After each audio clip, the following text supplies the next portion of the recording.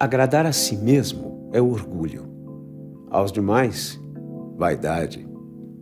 Paul Valéry, filósofo.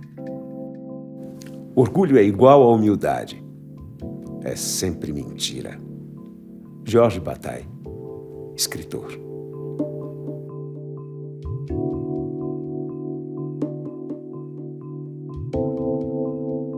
Esta série do Café Filosófico fala sobre os 7 prazeres capitais. Prazeres.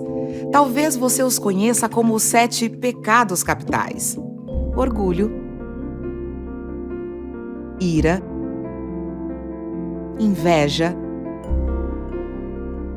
avareza, gula, preguiça, luxúria. Você já pensou como isso tem se transformado? Como ao longo do tempo, pecados e virtudes foram sendo ressignificados?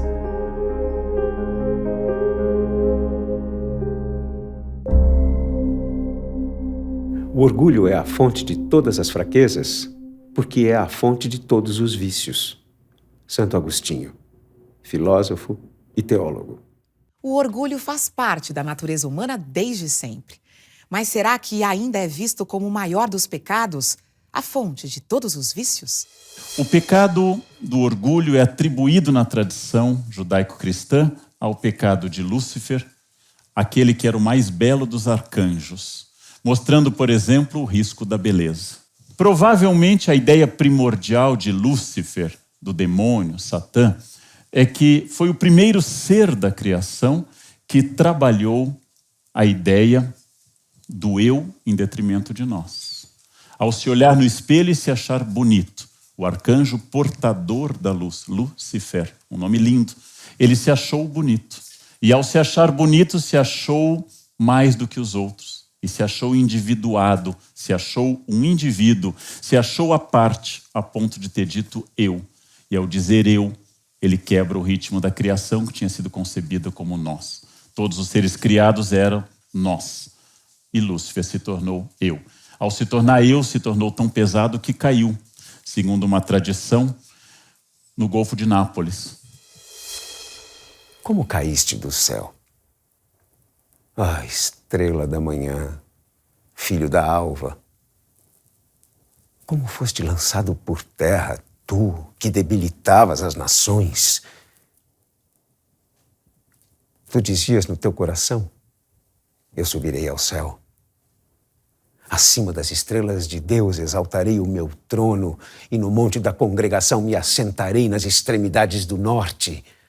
Subirei acima das mais altas nuvens e serei semelhante ao Altíssimo.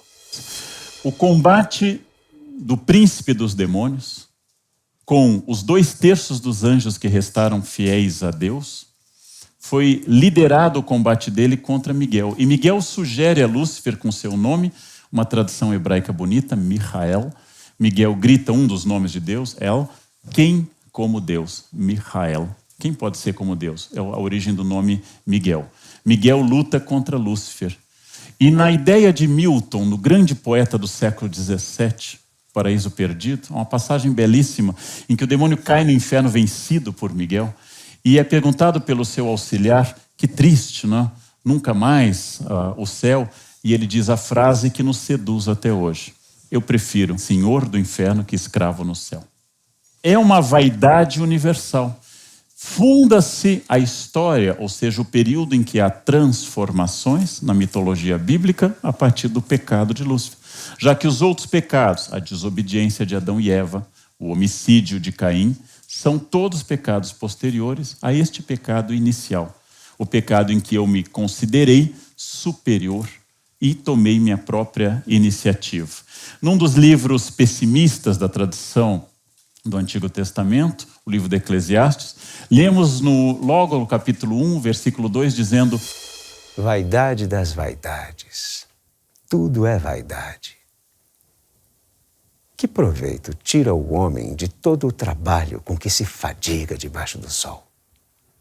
Uma geração vai e outra geração vem e a terra sempre permanece. Toda palavra enfadonha, Ninguém é capaz de explicá-la. O olho não se sacia de ver, o ouvido não se farta de ouvir. O que foi, será. E o que se fez, se tornará a fazer. Nada há de novo debaixo do sol. A ideia do Eclesiastes é a seguinte: não importa a experiência que eu tenha, ela é insuficiente. O grande tema do Fausto do Goethe: não importa que eu tenha, é insuficiente. Não há viagem que seja a única e definitiva, eu quero mais. Não há sexo suficiente, tudo é passageiro. Passada a sensação de prazer, os budistas já advertiam, vem a necessidade de novo. E vindo a necessidade de novo, eu preciso novamente do prazer. Então, tudo é vaidade, tudo é assombração, tudo é representação, tudo é absolutamente fora. Por quê? Para os religiosos, a vaidade é um desvio no qual eu amo a um ser criado, no caso eu. Ou minhas virtudes, como se elas fossem minhas. Como se para ser bonito, inteligente, rico, ágil, forte, influente, carismático, eu tivesse lutado por isso. Quando, na verdade, segundo os religiosos, isso me foi dado por Deus como um talento para ajudar os outros. Ter orgulho da inteligência dada por Deus constitui o pecado da vaidade, posto que eu a ganhei pronta e me afasta do amor ao Criador. Essa é a ideia dos religiosos, essa é a ideia que aparece nos textos religiosos. Mas eu queria ir um pouco além da tradição religiosa, que é fundamental.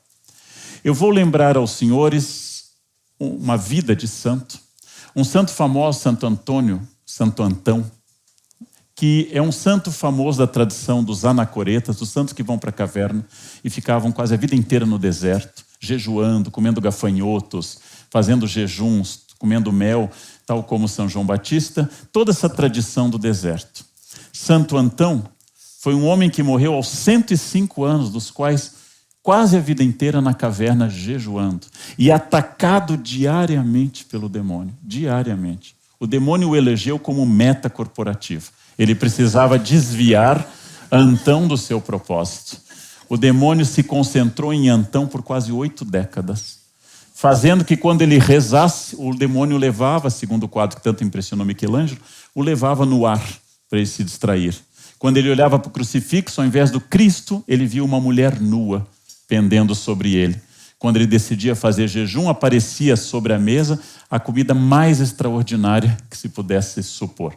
E Antão resistiu a tudo. Antão era um homem excepcional, praticamente um não humano.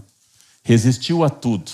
Oscar Wilde nos vai dizer no século XIX que se eu resisto à tentação é porque ela não foi forte o suficiente. Porque sendo forte eu não resisto. Mas Oscar Wilde, você sabe, está no inferno. E Antão está no céu. E Antão resistiu.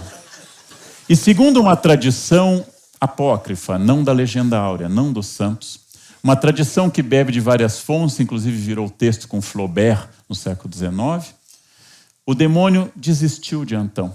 Quando Antão se aproximava de 105 anos, o demônio virou as costas e disse a seu alvo de tormento: você venceu. Pela primeira vez na história, alguém foi mais forte que eu. E o demônio se retirou da caverna. E Antão caiu de joelhos e agradeceu a Deus com uma oração simples: muito obrigado, agora eu me tornei um santo. O demônio sorriu e voltou. Antão resistiu a todos os pecados, menos a vaidade. A vaidade de ser santo. A vaidade de ter resistido aos pecados. Mostrando que, no fundo, a pessoa virtuosa, a mulher fiel, o homem dedicado, o filho exemplar, cometem o pecado de dizer: eu não sou como a adúltera, como o infiel ou como o filho rebelde. Por trás de cada virtude há uma exuberância que aproxima do vício. E a vaidade, sem dúvida, é uma questão. Lida moralmente pelos cristãos, devemos lembrar e voltar um tempo de que a vaidade apareceu, por exemplo, na justificação da guerra de Troia, quando ela se transforma em uma espécie de híbris, ou seja, de desequilíbrio para os gregos, quando a deusa Eris, a discórdia, não convidada para uma festa, vai secretamente à festa e joga uma maçã de ouro, um pomo de ouro, no meio da mesa, cercada de mulheres, e diz no pomo, para a mais bela. Está plantado o caos. 3 das deusas mais importantes, vou usar os seus nomes latinos, Juno, Vênus e Minerva, ou seja, Afrodite, Palas, Atena e Hera, dizem que são as mais belas. Perguntam ao marido e pai, Zeus, Júpiter, que tome uma decisão perigosíssima. Zeus não quer problemas e elege então um juiz, um pastor Paris, para decidir quem era mais bela. Como a Grécia não tinha problema com a ideia de corrupção, nós temos, ela deve ser feita escondida, na Grécia isso não era tão problemático, as deusas oferecem a Paris as mais preciosas dádivas possíveis. Juno oferece poder total. Minerva vem com o presente mais insignificante, oferece sabedoria profunda, capacidade de discernimento, cultura. Paris nem a escuta.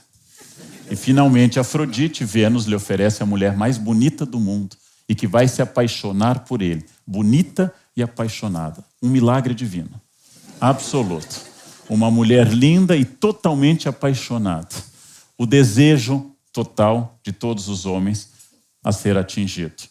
E Paris, então, declara que Vênus é a mais bonita, recebe Helena de Troia e começa uma guerra de 10 anos e um poema interminável que é a Ilíada. Ou seja, nós estamos diante de uma vaidade que atinge os deuses, já que os deuses gregos não são morais, os deuses gregos apenas são eternos, têm juventude eterna. Da mesma forma, tomando um outro caso da mitologia clássica, que é Aracne, pintada por Velázquez, representada várias vezes, Aracne é uma humana que tece tão bem que um dia cometeu a híbris, o desequilíbrio na sua vaidade, de dizer que tecia melhor que a padroeira dos artesãos, Palas Atena, ou seja, Minerva. Palas Atena ouviu e desceu à terra para tirar satisfações. Palas Atena diz para Aracne tecer, e Aracne tece algo extraordinário. Palas Atena sorri e começa a tecer como Deus. E Aracne vê que ela é boa para o padrão humano, mas que os deuses são melhores.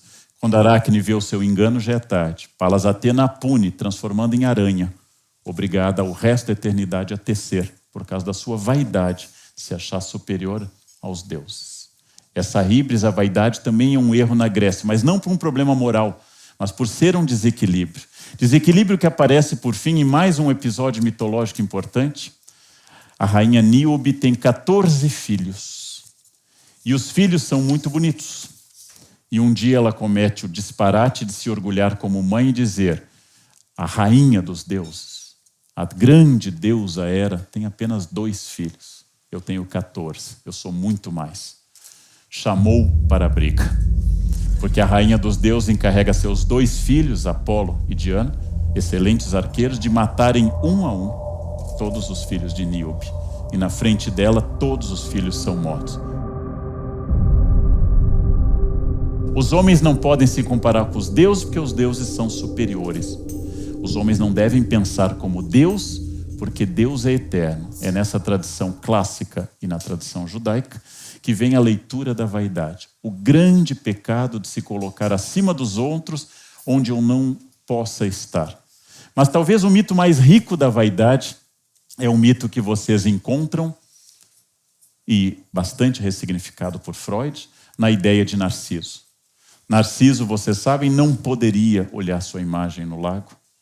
E quando ele a olhou pela primeira vez, se apaixonou por si. Ali estava definido o instrumento básico da vaidade, o espelho, o reflexo. Onde a igreja medieval nos adverte que há um demônio dentro de cada espelho.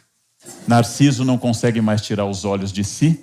Narciso fica inteiramente seduzido pela sua própria imagem. E a ninfa apaixonada por ele, Eco, só diz o nome dele e recebe de volta só sua voz. Narciso morre olhando a sua imagem. A vaidade é condenada na tradição grega por ser uma híbris. E é condenada na tradição judaico-cristã por ser uma falta de atenção ao Criador. Seja o que for, artifício ou natureza, isso que nos imprime a condição de viver da comparação com outrem faz-nos muito mais mal que bem. Privamo-nos daquilo que nos é útil para atender às aparências e à opinião dos outros. Não nos importa tanto saber o que é nosso ser em si e em efeito, quanto saber o que é ele para o conhecimento público. As próprias riquezas do espírito e a sabedoria nos parecerão infrutíferas se só forem desfrutadas por nós, se não forem produzidas para a vista e a aprovação alheia. Em todas as situações em que nos coloca a fortuna, comparamo-nos ao que está acima de nós e olhamos para aqueles que estão melhor do que nós. Confrontemo-nos com o que está abaixo. Não há ninguém que seja tão mal-aventurado que não encontre 1000 exemplos com que se consolar. É defeito nosso, antes, encararmos de má vontade o que se acha à nossa frente, do que de bom grado o que se acha atrás. Ou seja, a vida vivida para os outros, um dos pontos da vaidade. Diz Montaigne que o grande problema do mundo é a comparação. O grande problema do mundo é que, esse é um consolo maravilhoso, sempre há alguém mais feio do que eu. Sempre. Sempre. Sempre há alguém mais burro. Sempre há alguém mais pobre e mais infeliz. O nosso desgosto é que sempre há alguém acima, mais bonito, mais inteligente e que aparentemente é mais feliz. A vaidade nos joga a nos compararmos com os de baixo e a inveja nos joga para os de cima.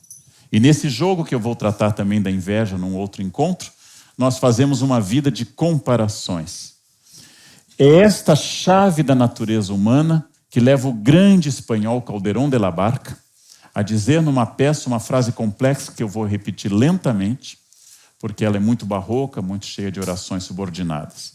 Diz Calderón: já sei que se para ser o homem escolher pudera, ninguém o papel quisera do sofrer e padecer.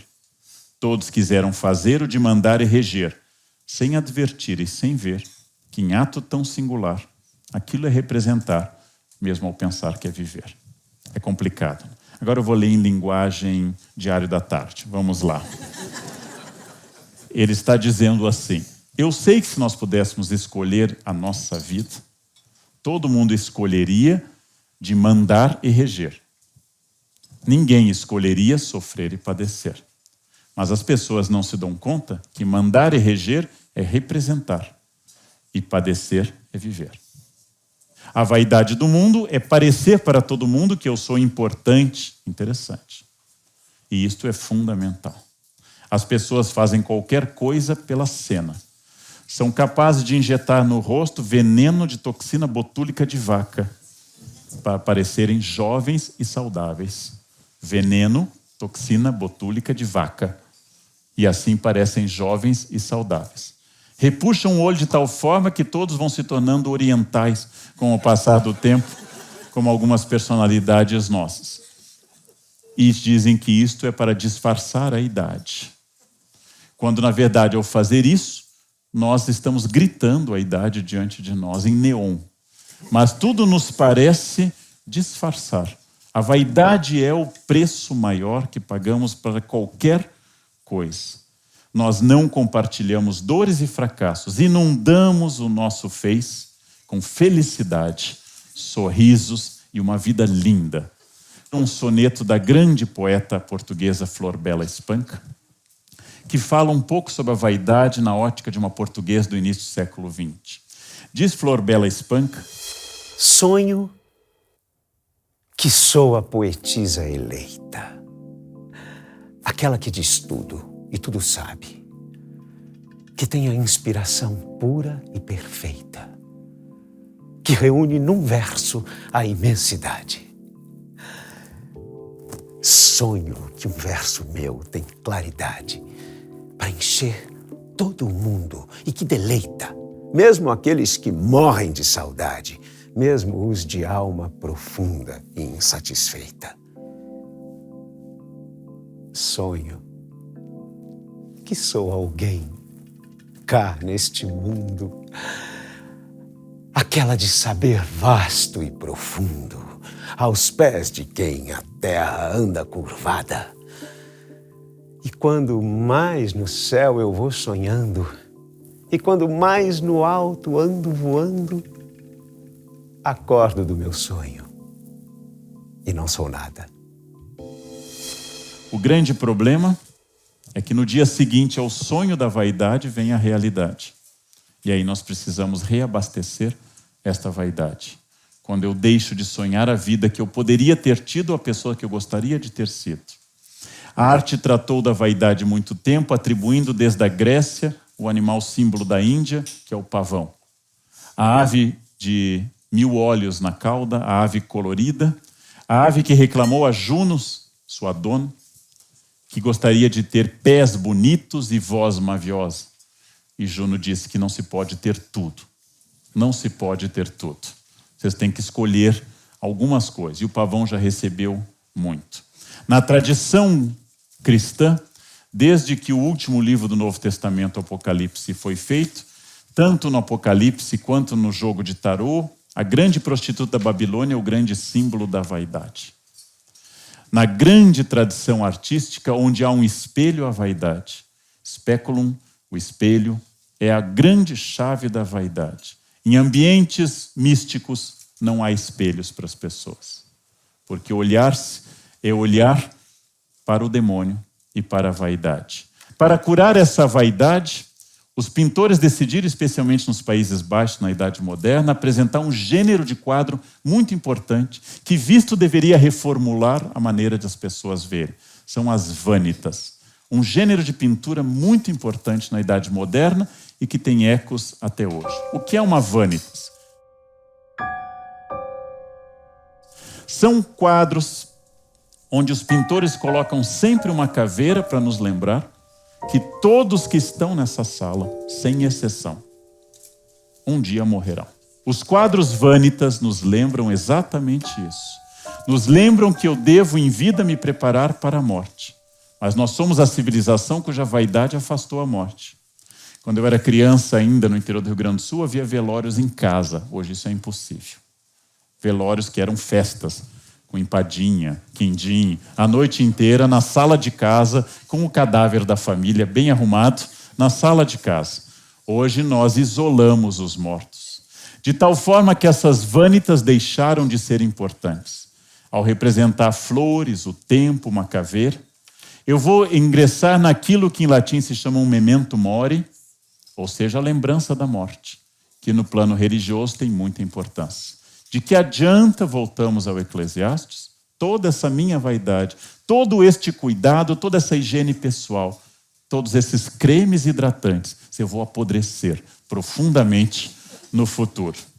Só que para o vaidoso isso anima mais, porque diz, bom, enquanto isso não acontece, eu vou aproveitar os minutos finais. O memento mori mostra sempre uma determinada imagem de uma jovem ou de um jovem despreocupado, jogando cartas, bebendo, e de repente a morte bate atrás dele, dizendo, é hora.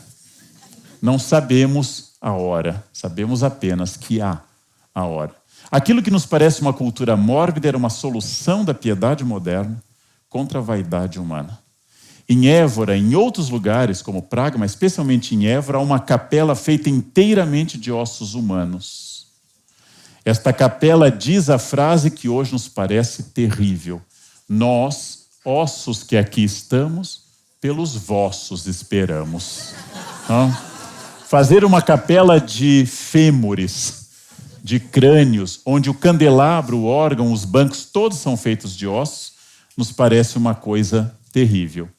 Alguns cemitérios antigos escreviam isso, né? Na porta escreviam, és o que fomos, serás o que somos. Ou seja, preparem-se, a vida é breve, é passageira. Essas crenças, elas se tornaram muito importantes e vieram, inclusive, até o século XX, quando grandes pintores como Cézanne continuaram na tradição desses memento mori, dessas vanitas. Nós afastamos por completo a ideia de morte. Não falamos mais na morte. Uma oração católica tradicional dizia para crianças que eu durma com Deus e se eu não acordar que eu esteja com Ele. Nenhuma criança mais reza isso. É mórbido demais. Porque uma das características hoje da nossa reabilitação da vaidade é que, em primeiro lugar, somos imortais. Em segundo lugar, isso não acontecerá conosco. Em terceiro lugar, eu não penso nesse tipo de bobagem. É um dos eixos da ideia da atual teologia chamada autoajuda, é a reabilitação da vaidade. Um dos axiomas, um dos eixos centrais da autoajuda, resumo para que vocês não precisem se dedicar à leitura, é que o orgulho de si é autoestima e não vaidade. Humildade é falta de autoestima. E autoestima é um defeito. Pessoas com autoestima não avançam na carreira. Eu tenho que ter certeza que eu gosto de mim, que eu sou filho do universo, irmão das estrelas, que eu mereço estar aqui e repetir esse mantra até eu me convencer. As pessoas que se consideram humildes, eu não tenho capacidades, eu acho que isso eu não consigo fazer, antes eram chamadas de humildes, ou no superlativo erudito, humílimas. Hoje elas são chamadas de depressivas e devem ser curadas com remédios e terapia. Há um autor que considera que a crise econômico-financeira a partir de 2007, 2008, no capitalismo mundial, se deveu à autoajuda. Porque a autoajuda espalhou que todos poderiam ser investidores e investir na bolsa e serem bons. Bastava querer, que querer era poder. E o fato é que muitos faliram querendo. Porque querer não é poder. Querer é apenas querer. Poder pertence a uma outra categoria. Bem, a literatura de autoajuda parte de um axioma muito importante. Se eu não me amar, quem é que vai me amar? Ou usando uma coisa de uma profundidade epitelial. Eu tenho que me amar primeiro para alguém gostar de mim. Quando a condição do amor tradicional religioso era a elisão, a supressão do eu, e não trazer o eu à tona. Quando a condição da paixão era a entrega do meu eu e não a valorização do meu eu. Nós substituímos a crença que o eu era pecador, decaído, que deveria ser domesticado com jejuns, penitências, pela ideia que o eu deve ser abastecido, reforçado, e que quem não o abastece suficientemente será infeliz. E por que isso? Porque tomando como referência uma personagem que já passou por esse espaço, que é o Zygmunt Bauman, no mundo líquido, expressão que ele preferiu ao mundo pós-moderno, depois do início da sua carreira, eu me torno a referência de tudo, e as minhas vaidades são virtudes. Eu exijo elogios, o que eu faço é extraordinário, e deve ser bom e deve ser elogiado por todos. O mundo líquido exige que eu coloque, acima de todos, o meu eu. Vejam, eu já comentei isso em vários lugares sobre vaidade, que nós vivemos um mundo líquido de tal forma que ninguém mais escuta ninguém e apenas responde as coisas a partir do que escuta falando de si. Então ficamos nessa... Estou cansado, eu também. Eu acordei às 6, eu acordei às 5. Eu tenho dor de cabeça, eu tenho um tumor. É uma concorrência permanente. Por quê? Porque nós não escutamos ninguém. Tanto não escutamos ninguém que substituímos o confessionário pelo psicanalista. No mundo líquido, a vaidade é diferente. Se vocês lembrarem que os homens no Bereshit, no Gênesis, um dia quiseram construir uma torre que atingisse o céu. E fizeram essa torre de Babel. E Deus, para castigar essa vaidade, introduziu os cursos de línguas. Cada um passou a falar uma língua e ninguém mais se entendeu. Porque a vaidade leva, e esta é a metáfora da Bíblia, à individuação. Eu passei a não entender os outros, não apenas porque surgiram línguas, mas porque eu olhei só a mim. E não olhei mais para os outros. Deus puniu a torre de Babel, e Babel significa confusão.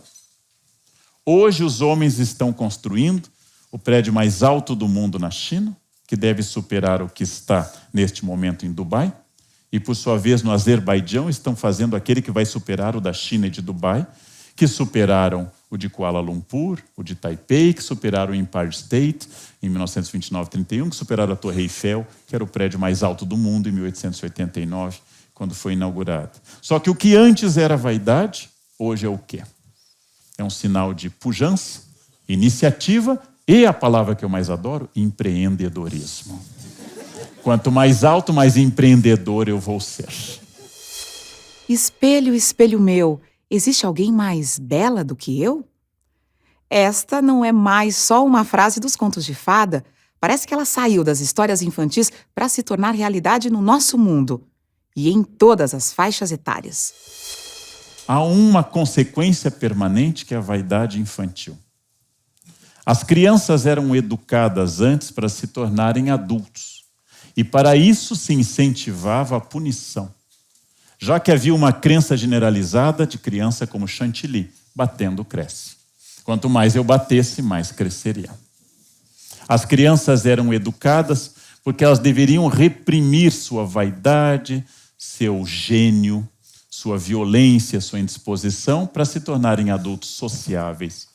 Quanto mais educadas, quanto mais reprimidas elas tivessem sido. E hoje não é mais possível bater, inclusive do ponto de vista legal. Criança não pode mais ser traumatizada. Só adultos, pais e professores podem. Crianças não podem mais ser traumatizadas. Não me refiro aqui a uma defesa absurda de necessidade de violência física, contra a qual eu sou absolutamente um inimigo declarado de violência física, seja qual for, inclusive contra crianças. Mas ao fato de eu supor que é possível educar sem traumatizar, quando nos lembra Freud que cultura é repressão. E para educar eu tenho que traumatizar. Eu vou ter que aprender que tomada dá choque ao colocar os dedos na tomada. A criança não pode mais ser traumatizada a tal ponto que em algumas escolas de São Paulo, eu acompanhei, ao se fazer um campeonato de futebol ou de basquete, se dá medalha para todos os lugares, do primeiro ao último, para não traumatizar. Então aquele que ficou em 20º lugar, talvez por não ter se esforçado, ou não jogou nada, ou até faltou, ganha uma medalha para levar para casa, porque senão traumatiza. Nós estamos educando pessoas com pouco limite para entender a sua vaidade e o espaço do outro. Geralmente os mais velhos dizem a mesma coisa sempre, em todas as épocas. No meu tempo era melhor. É absoluta bobagem. As gerações anteriores viveram a Segunda Guerra, a Auschwitz, viveram em Hiroshima. Não dá para dizer que não tinha violência. As gerações anteriores praticaram genocídios contra indígenas, contra negros, contra judeus. Não é um passado de glórias ao qual se sucede um futuro de não virtudes. Mas o que estamos trabalhando neste momento é valorizar uma personalidade onde toda e qualquer iniciativa deve ser incentivada. Tudo é criativo e bom. Não há mais aquilo que Conrado Caligares, no seu primeiro livro, Hello Brasil, chamou de falta de goût de l'effort, o gosto do esforço. E as crianças de classe média, em particular e alta, são colocadas no piano. E ao chegar ao 3º, 4º mês, cansam. Então são colocadas no violão. Depois de 3 ou 4 aulas encantadoras, descobrem que é preciso estudar. Então são colocadas no sapateado, no inglês, no espanhol, no origami, e vão passando por todo o conhecimento humano, sem nunca se formarem em nada. Porque nós não gostamos mais de forçar. Como se eu pudesse aprender verbos irregulares em inglês sorrindo. Ai, que delícia! Vou declinar em alemão cada vez mais entusiasmado. Como se houvesse que todo conhecimento fosse positivo. Como se eu pudesse treinar sem que doesse meu corpo. Como se eu pudesse dançar sem que algo em mim doesse. Como se eu pudesse tocar piano sem passar pelo exercício tedioso de escalas, pelo exercício tedioso de outras instituições que vão me fazer um pianista. Há que se pensar, sem dúvida, num futuro da vaidade. Os mais velhos têm a tendência que Humberto Eco, na década de 60, advertiu aos apocalípticos e os integrados. Essa metáfora tem quase 50 anos. Seria um texto da década de 60. Apocalipse seriam aqueles que dizem com frequência que tudo vai de mal a pior. Que tudo vai... No meu tempo era melhor. No meu tempo, tudo era melhor. Hoje a decadência é total. E os integrados que lamentam que ainda não tem o iPhone 20. Os integrados são aqueles que amam a tecnologia, tudo vai melhor, tudo vai melhorar passo a passo. A grande questão é que instituímos uma vaidade agora como virtude e não mais como pecado capital. A humildade não pega bem.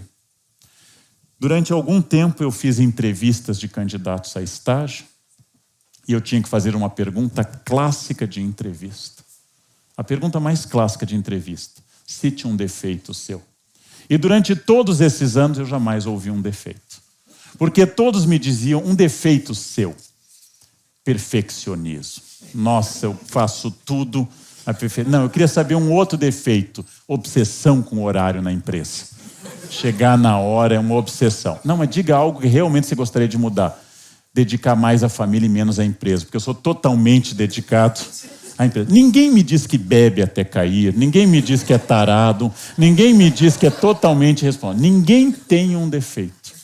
Haja vista que num levantamento de uma revista semanal, todos os entrevistados disseram merecer o paraíso, mesmo condenados em prisão. Condenados em prisão por assassinato disseram que seriam salvos, que já pagaram por isso.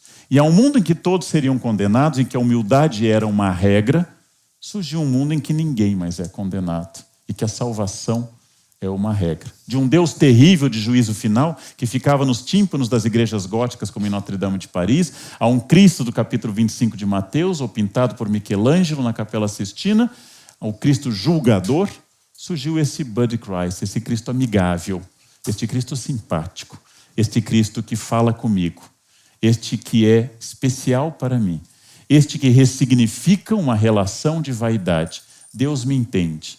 A crença na vaidade como uma nova virtude é uma questão que nos faz pensar bastante sobre o futuro. É cada vez mais difícil atribuir notas baixas a alunos.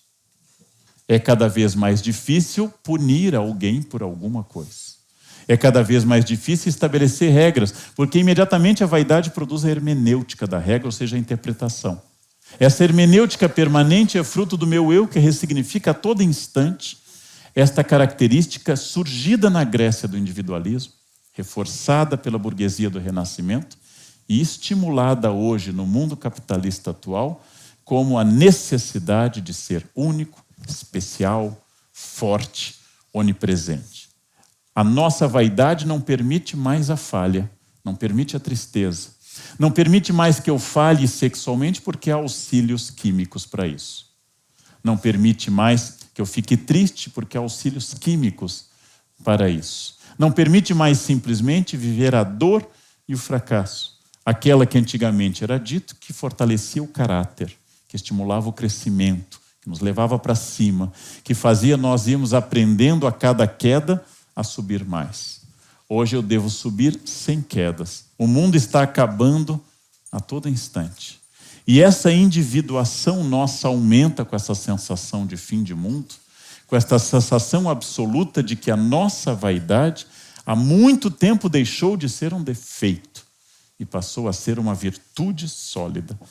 Talvez a virtude mais esperada de todas. É função dos pais estimularem o novo nome, que é a autoestima.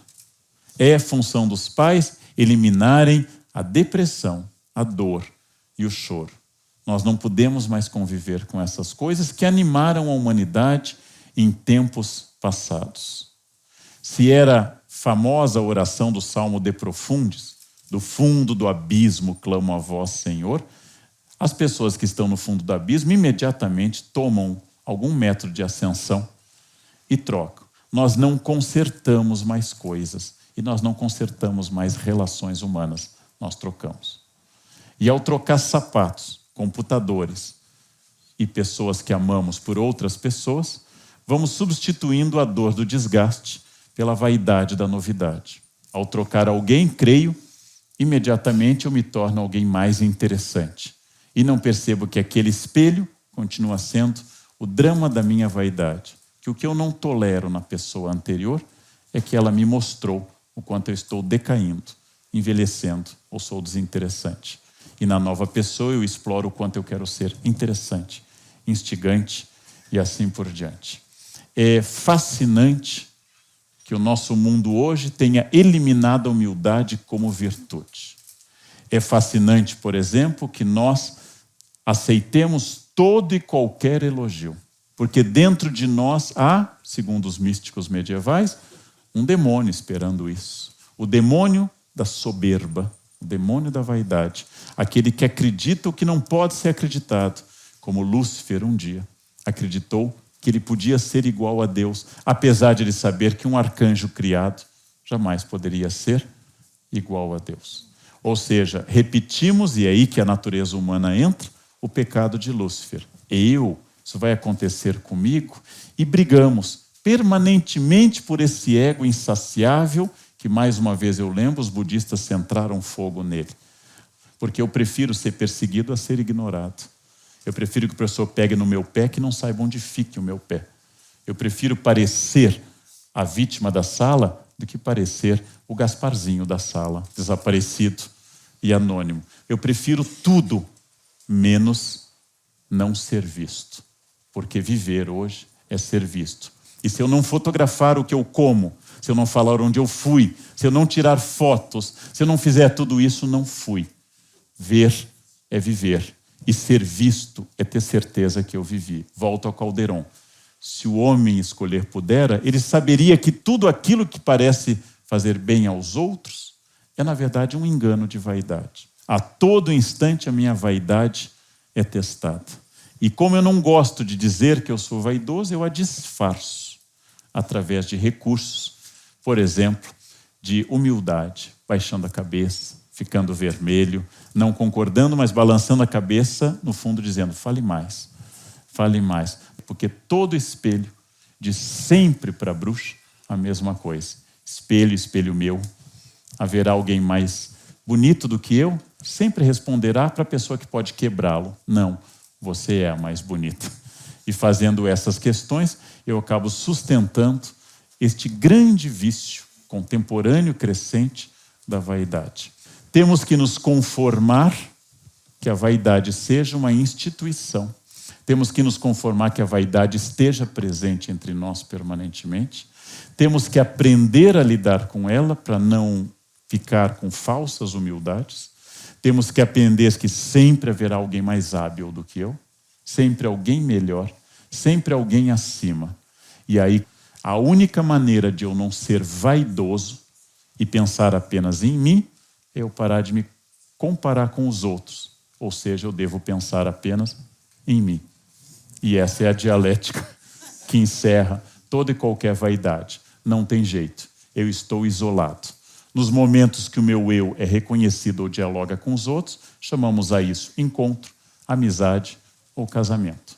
Nos momentos que não dialoga e ninguém se escuta, chamamos a isso encontro, amizade ou casamento. No meio dessa dialética, nós tratamos então do pecado, do erro, do vício, da vaidade. Vaidade, orgulho, soberba são sinônimos e já foi considerado o pecado que gera todos os outros. Vaidade virou autoestima.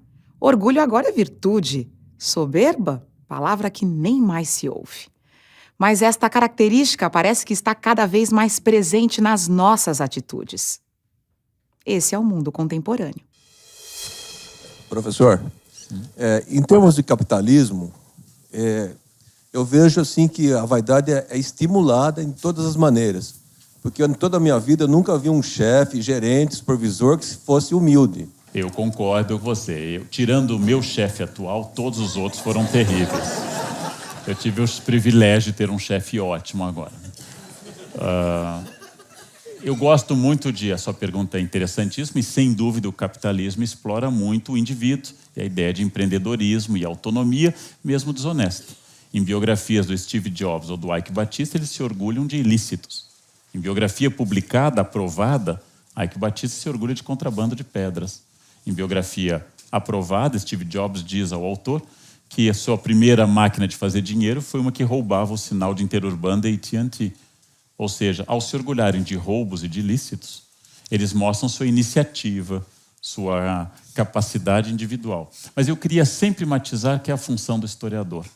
Se é verdade que o capitalismo é um sistema baseado no indivíduo, na vitória do indivíduo, e um sistema que constitui winners e losers, é absolutamente verdadeiro. É verdade que o socialismo produziu as únicas múmias que nós temos desde o Egito e do mundo Inca. Colocar um indivíduo a ser venerado por resto da eternidade é um gesto de vaidade. É um gesto de orgulho também. O que significa que certos comportamentos não têm a ver com o modo de produção, para usar a linguagem marxista, mas com um fenômeno muito humano que é a vaidade. Seria errôneo da minha parte entender a vaidade como o ópio do mundo contemporâneo? é que a sua frase já inclui um julgamento. Quando eu digo que a religião é o ópio do povo, eu não estou analisando a religião, mas a minha posição diante da religião. A frase de Marx não é tão negativa, ela é citada só na primeira parte, mas a frase não é tão negativa. Ele vai dizer que é ópio do povo, mas é luz de um mundo sem luz e calor de um mundo sem coração. Então, se eu digo que a vaidade é o ópio do povo, eu estou pressupondo, e isso não é um erro pressupor, que existe uma realidade além da vaidade. Ou seja, se ela é um ópio, ela ilude a minha consciência como toda papoula faz através do ópio. Eu posso ser mais pessimista e posso pensar que a vaidade não é o ópio da sociedade ou do indivíduo. A vaidade é. E que se eu tirar a vaidade não resta nada.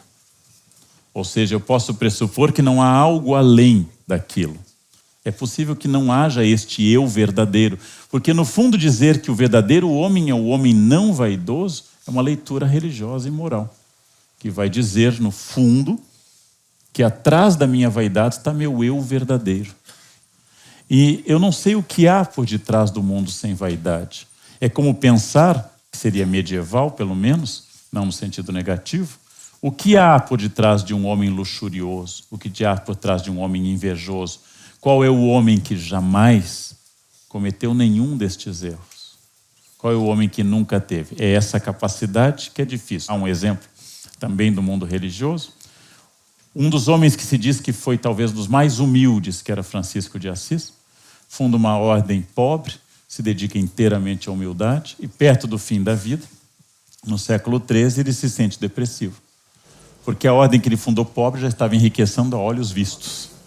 A ordem que ele queria sem posse nenhuma já estava com bibliotecas. E ele entrou em depressão. O que adiantou tudo o que eu fiz? Eu me dediquei à pobreza absoluta. É um homem que vai morrer no chão, deitado no chão, pedindo desculpas a seu corpo pelos maltratos. E ele vai visitar uma amiga, Clara, Chiara de Assis, e a Clara diz: falta um último grau, Francisco, de humildade. Falta você abrir mão do seu legado e da sua obra. Falta você dizer que o que você fez pertence ao futuro e aos outros e não a você. Ou seja, o futuro da empresa não é seu. E quando Francisco entende isso, ele se sente muito alegre, porque ele abriu mão de toda a riqueza do pai Pedro Bernardone, abriu mão de toda a luxúria, mas teve a vaidade de supor que tinha fundado a ordem mais pobre de toda a história da igreja. E quando ele entende com Clara que nem o futuro pertence a ele, ele diz sua última frase: eu fiz a minha parte, peçam ao Pai para ajudá-los com a sua. Se esticou no chão e encerrou sua existência no chão duro, onde foi feita uma capelinha e depois uma imensa igreja ao redor da Portiunca, a igreja de Santa Maria degli Angeli. Ou seja, esta vaidade final é a vaidade da humildade extrema. O que haveria em Francisco além disso? Não sei. O que haveria em nós se eu tirasse a luxúria, a vaidade, a inveja, a gula? É difícil dizer. O que eu estou dizendo é que talvez não haja nada além do vício ou da virtude, porque nós somos entretecidos de vícios e virtudes. E a pior ditadura que pode existir no mundo é querer que nós sejamos apenas vícios ou apenas virtudes.